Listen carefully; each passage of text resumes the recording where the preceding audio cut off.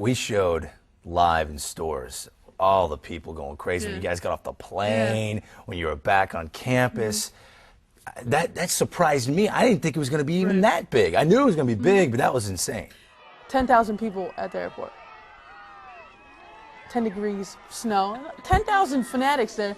I'm like, these people are crazy. So I was like, okay, it's over. So we get on the bus, we're driving to stores, to campus, which is like a 15-minute drive. Helicopters, the news vans following us, people lined up on the side of the highway, on the bridge.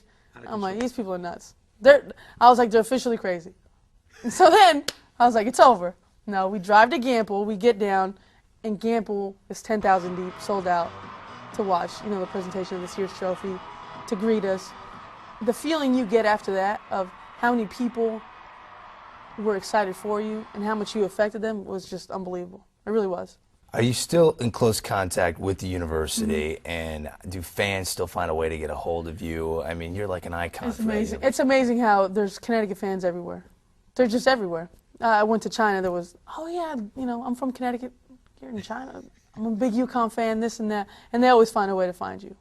Somehow, some way, when we came to Connecticut for our first game with the Phoenix Mercury, it was sold out, and the fans were just great. They were just amazing. 48 hours after you win the national championship, you get a flight to go practice with Team USA, and then you're playing either China or Japan, I forget which one. Do you wish you could have that moment back a little longer so you could have soaked it in? We got off the plane in stores, went to the celebration in Gamble. The next morning, I take a car, 8 a.m. to Boston and fly out to go to Denver to meet the U.S. team. So I'm drained, I'm tired, haven't slept. I get to Denver and have to practice with the best players in the world. Yeah. And it's not like they just go out there and play horse. They get after it. They compete. So for me, that was a challenge in itself. Then you're picked number 1 in the WNBA draft, which wasn't a big surprise to anyone. Did it take a while for you to get used to losing? Because you lost again 8 times in 4 years. Hey, I'm still not used to it. After every game, I'm throwing towels, I'm throwing water bottles. I just hate to lose. And it's just not a different mindset, but when you're in the league, there's just so much talent spread around the league that you have to be realistic. And if you lose a game tonight, you have a game tomorrow. So what are you going to dwell and complain about the game? No, come back and win the game, win the next game. So I think that's what I learned the most is I had to just put it behind you and move on. With the first pick of the 2004 WNBA draft, the Phoenix Mercury select Diana Taurasi from the University of Connecticut. Washington Mystics select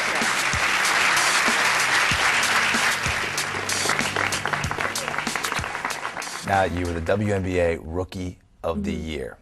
What did that mean to you? It meant that you belonged, and you belonged at the highest level. That you came as a rookie and you didn't play just at a subpar, I'm going to reserve my role as being a rookie. No, you came in and you wanted to make an impact, and then you could play with the best players in the league and be one of the best. So it was gratifying for myself. I mean, I think it was more for our team. I think it was a rookie there for me, but at the same time, it was kind of our team coming together, putting together a nice season for next year. Was there ever underground competitiveness with other UConn grads who are having success? Sue Bird having a lot of success in the league. You watch those UConn players and you're like, you know what? I'm going to be there someday too. It's funny you said that. I think our program, we've grasped this concept. When Sue's doing well, I feel like I'm doing well. When Tamika, when Asia, when Swin's having a great season, I feel like I'm having a great season. Because they're like my sisters. So there's never that competitive, oh, I want to be better. No. I'm happy for everything they do, and I think it's mutual between everyone who's in the league, ex-UConn alum, Rebecca, Carol Walters, Jen Rosati, how successful everyone's been. I think everyone is happy about that. Did you embrace the pressure of being the face of the WNBA? I mean, you really are one of the most exciting players. You brought a lot of attention to the league. Is that pressure that you like to have on your back? I don't look at it as pressure. I look at it as an opportunity to sell the WNBA, to see how we could, bring it to a different level, to bring the fans in. And that's what it takes. I mean, the NBA, people love it so much because you have different, you have Kobe Bryant, you have LeBron, you have Kevin Garnett, these individual superstars that people love and then eventually love the league. And I think we're getting to a point where we have players that are at that level. Question I've always wanted to ask you. Who do you think is the best basketball player in the women's game? Wow. I think after playing a season that I played against, I would have to say Lisa Leslie's probably the most dominant, skilled player I've ever seen. Just really is amazing. You watch her on TV and it doesn't give you justice of how good she is. You play with and against her, really is amazing. The dunk that she had obviously could take this league to the next level, but is it sad that so many people get so hyped on just physical ability? Well, they get caught up in the highlights, you know. Everyone wants to see top 10 dunks. Well, we can't do that.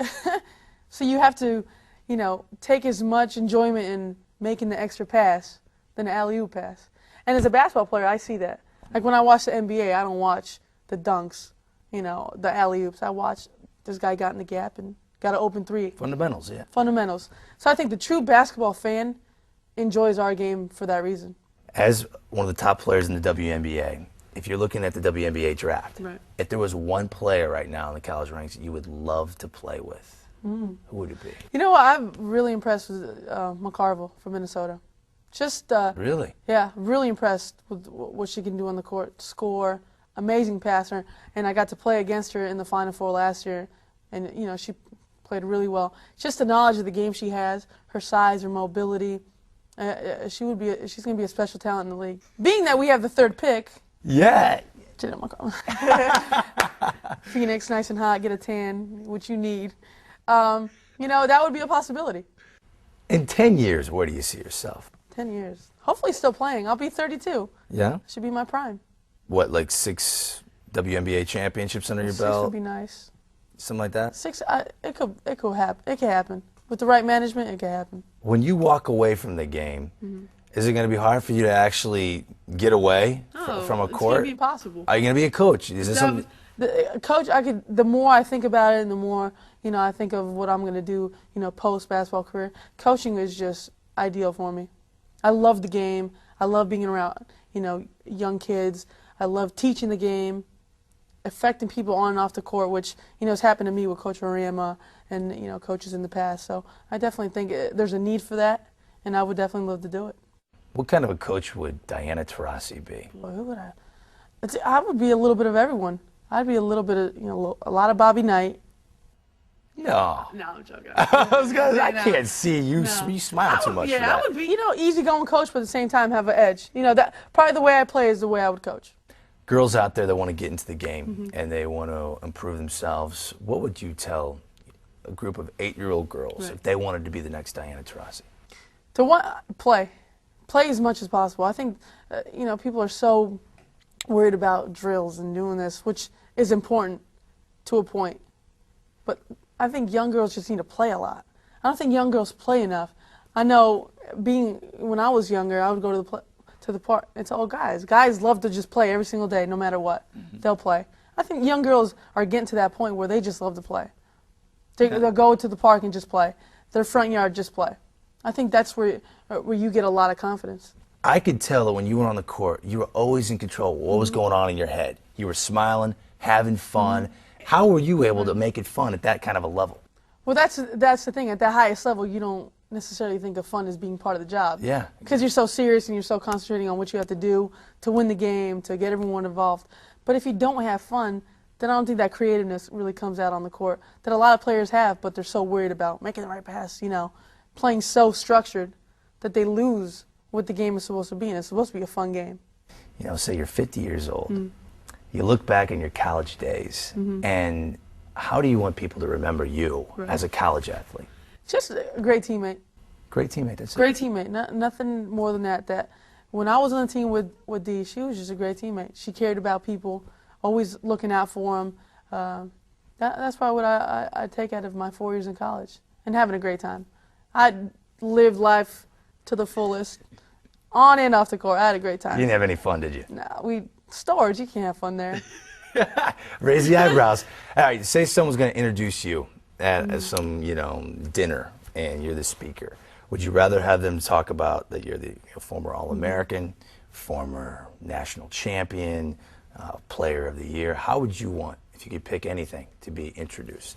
Oh, that's a good question. That is a deep question. I don't know. 2-time National Player of the Year? Would you like that? You know what? No, I wouldn't. Probably 3-time champion. 3-time champion? Yeah, I like that. 3-time champion.